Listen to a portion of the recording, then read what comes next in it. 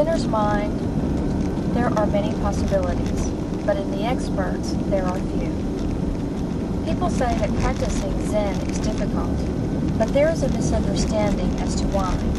It is not difficult because it is hard to sit in the cross-legged position or to attain enlightenment. It is difficult because it is hard to keep our mind pure and our practice pure in its fundamental sense.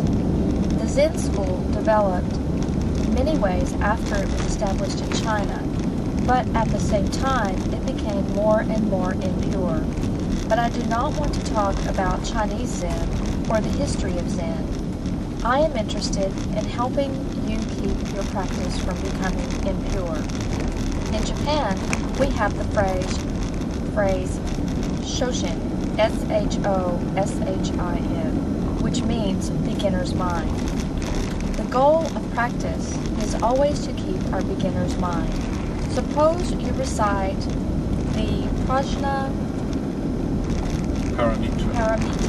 Sutra only once. It might be a very good recitation, but what would happen to you if you recited it twice, 3 times, 4 times, or more? You might easily lose your original attitude towards it. The same thing will happen in your other Zen practices. For a while you will keep your beginner's mind, but if you continue to practice 1, 2, 3, or more years, although you may improve some, you are liable to lose the limitless meaning of original mind. For Zen students, the most important thing is not to be dualistic. Our, quote, original mind, unquote, includes everything within itself. You should not lose your self-sufficient mind. This does not mean a closed mind, but actually an empty mind and a ready mind.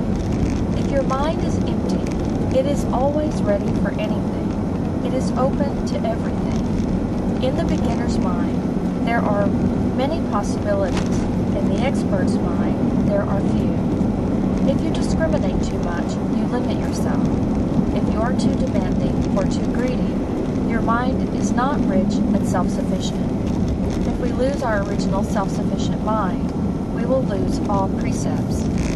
When your mind becomes demanding, when you long for something, you will end up violating your own precepts, not to tell lies, not to steal, not to kill, not to be immoral, and so forth. If you keep your original mind, the precepts will keep themselves. In the beginner's mind, there is no thought. I have attained something, quote unquote. All self-centered thoughts limit my vast mind. When we have no thought of achievement, no thought of self, we are true beginners. Then we can really learn something. The beginner's mind is the mind of compassion. When our mind is compassionate, it is boundless.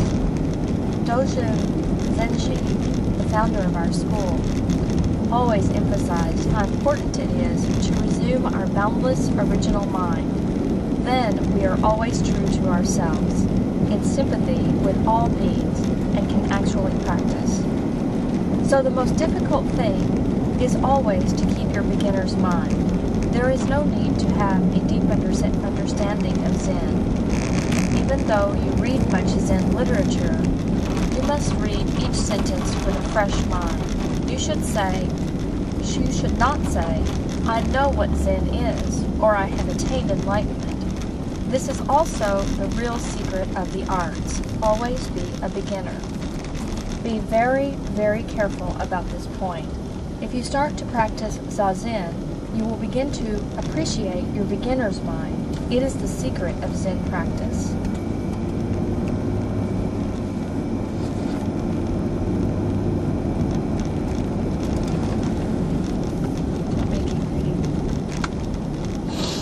Part 1, Right Practice.